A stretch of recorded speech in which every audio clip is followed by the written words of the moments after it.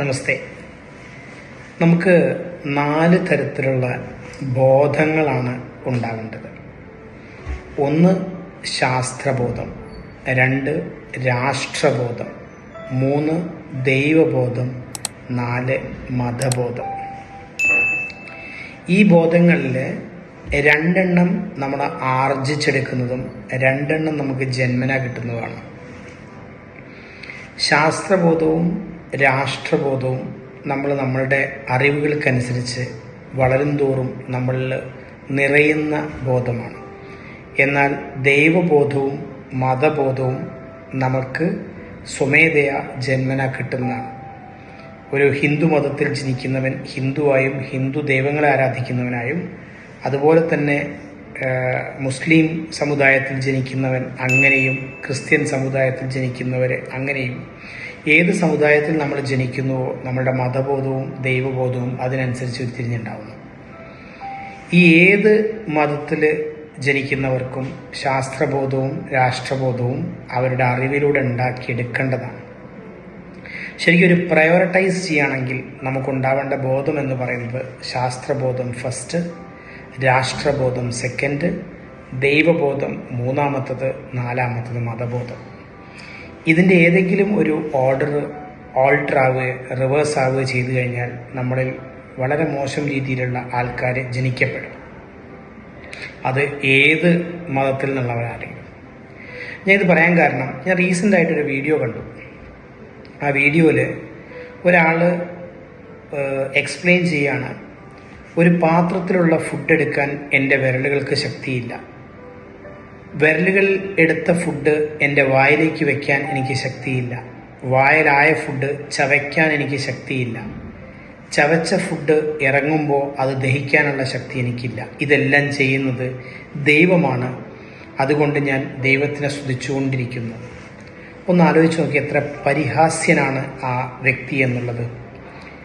നമ്മളുടെ അജണ്ടകൾ മറ്റുള്ള നിഷ്പക്ഷരായ പാവപ്പെട്ടവരിലേക്ക് അടിച്ചേൽപ്പിക്കാൻ വേണ്ടിയിട്ട് നല്ല വോയിസിൽ, നല്ല സ്ക്രിപ്റ്റിൽ നമ്മൾ ഇത്തരത്തിലുള്ള അജണ്ടകൾ നറേറ്റീവായി ക്രിയേറ്റ് ചെയ്തിട്ട് ആൾക്കാരിലേക്ക് ഫീഡ് ചെയ്യുന്നു.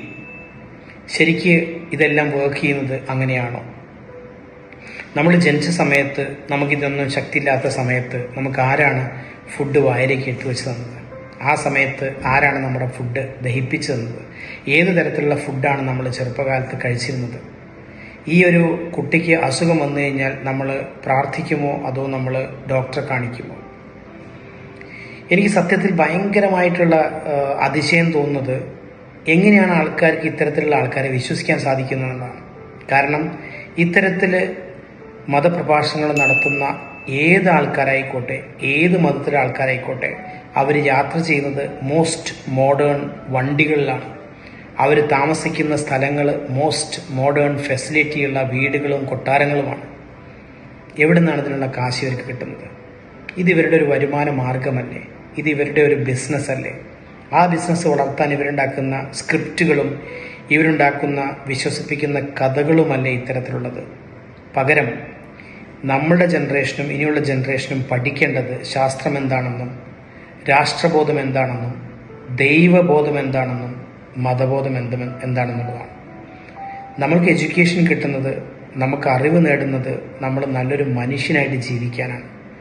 ആ മനുഷ്യൻ എന്ന് പറയുന്നത് പുരോഗമനങ്ങൾക്കനുസരിച്ച് ശാസ്ത്രത്തോടൊപ്പം എന്നാൽ നമ്മളുടെ ദൈവവിശ്വാസത്തെയും മതവിശ്വാസത്തെയും നമ്മൾ മുറുകെ പിടിക്കുകയും വേണം. അല്ലാണ്ട് ദൈവവിശ്വാസത്തെയും മതവിശ്വാസത്തെയും മാത്രം മുറുകെ പിടിക്കുകയും ശാസ്ത്രത്തെയും രാഷ്ട്രബോധത്തെയും തെല്ലും വില കൽപ്പിക്കാത്തവർ ഒരിക്കലും നല്ല രീതിയിലുള്ളൊരു മനുഷ്യനായിട്ട് ജീവിക്കാൻ സാധിക്കുമെന്ന് എനിക്ക് തോന്നുന്നില്ല. നല്ലൊരു നാളേക്കായി നമുക്ക് പ്രാർത്ഥിക്കാം. എല്ലാവരിലും ശാസ്ത്രബോധവും രാഷ്ട്രബോധവും ദൈവബോധവും മതബോധവും അതിനു വേണ്ട രീതിയിലുള്ള അനുപാതത്തിൽ തന്നെ വളരണമെന്നും അതിനു വേണ്ടിയിട്ടുള്ള വിദ്യാഭ്യാസ സ്ഥാപനങ്ങളും വിദ്യാഭ്യാസ പഠന സിലബസുകളും ഉണ്ടാവട്ടെ എന്നും നമുക്ക് പ്രാർത്ഥിക്കാം. Have A good day.